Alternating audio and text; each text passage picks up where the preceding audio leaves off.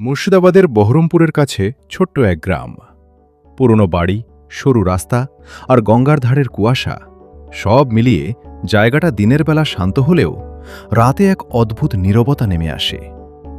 রাহাত নামের এক কলেজ ছাত্র ইতিহাস নিয়ে পড়ত। সে শুনেছিল হাজারদুয়ারির পাশে একটা পরিত্যক্ত বাংলো আছে, যেখানে নাকি রাত হলে অদ্ভুত শব্দ শোনা যায়। গ্রামের লোকজন সূর্য ডোবার পর ওই রাস্তা এড়িয়ে চলত। একদিন সাহস করে রাহাত ঠিক করল সব গুজব মিথ্যে প্রমাণ করবে। রাত 11টা। হাতে টর্চ আর মোবাইল নিয়ে সে বাংলোর সামনে দাঁড়াল। ভাঙা গেট ঠেলে ভেতরে ঢুকতেই শুকনো পাতার শব্দ হল, কিন্তু বাতাস ছিল না। হঠাৎ ওপরতলার বারান্দায় একটা সাদা ছায়া যেন নড়ল।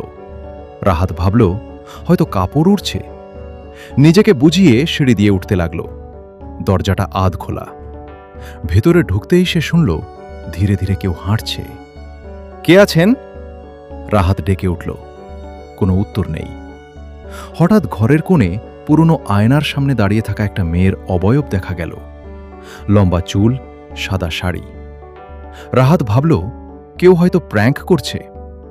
সে এগিয়ে যেতেই মেয়েটা ধীরে ধীরে ঘুরল, কিন্তু তার মুখটা স্পষ্ট দেখা যাচ্ছিল না, যেন কুয়াশা ঢেকে রেখেছে। রাহাত মোবাইল বের করে ভিডিও করতে লাগল।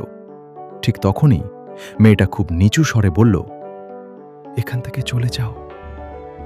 কণ্ঠটা ছিল ভাঙা আর দূর থেকে ভেসে আসা মতো। রাহাত ভয় পেলেও দাঁড়িয়ে রইল।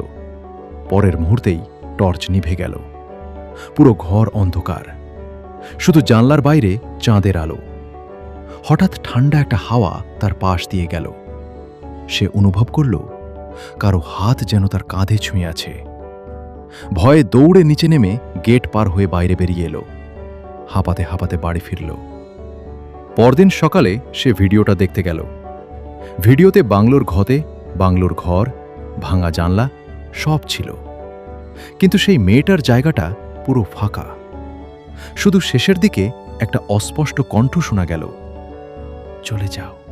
রাহাত পরে জানতে পারল অনেক বছর আগে ওই বাংলোয় এক নবাব পরিবারের মেয়ের অস্বাভাবিক মৃত্যু হয়েছিল। তারপর থেকেই লোকজন রাতে সেখানে সাদা ছায়া দেখার কথা বলে। সেদিনের পর থেকে রাহাত আর কখনো সেই রাস্তা দিয়ে যায় না, কিন্তু মাঝে মাঝে রাত গভীর হলে তার মোবাইল নিজে থেকেই জ্বলে ওঠে, আর ভিডিও গ্যালারিতে নতুন একটা ফাইল দেখা যায়। অন্ধকার ঘরে দাঁড়িয়ে থাকা একটা ছায়া যেন তাকে আবার ডাকছে।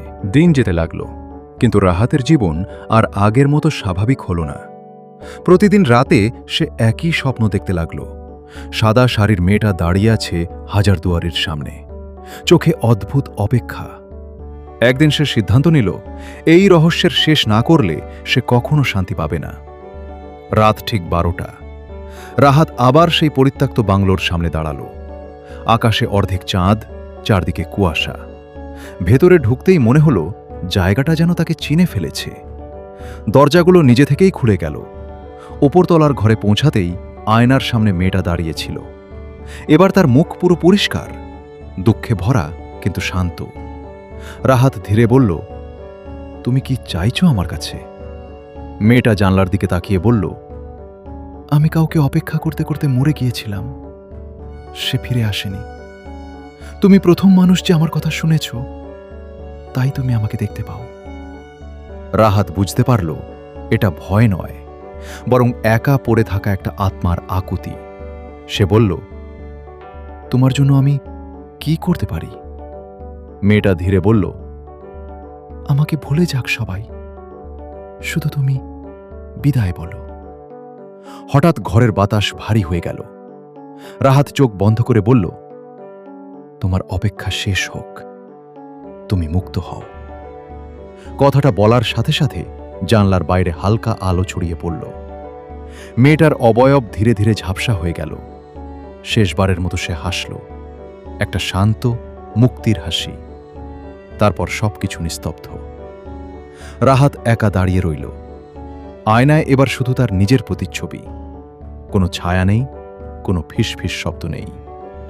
পরদিন থেকে তার মোবাইলে আর কোনো অদ্ভুত ভিডিও আসেনি। রাতের স্বপ্নও থেমে গেল, কিন্তু মাঝে মাঝে হাজারদুয়ারির পাশ দিয়ে গেলে সে অনুভব করে কেউ যেন দূর থেকে ধীরে ধীরে ধন্যবাদ জানাচ্ছে। লোকজন এখনো বলে জায়গাটা ভুতুরে, কিন্তু রাহাত জানে সব আত্মা ভয়ঙ্কর হয় না। কিছু আত্মা শুধু মুক্তি চায়। আর একটুখানি বিদায়।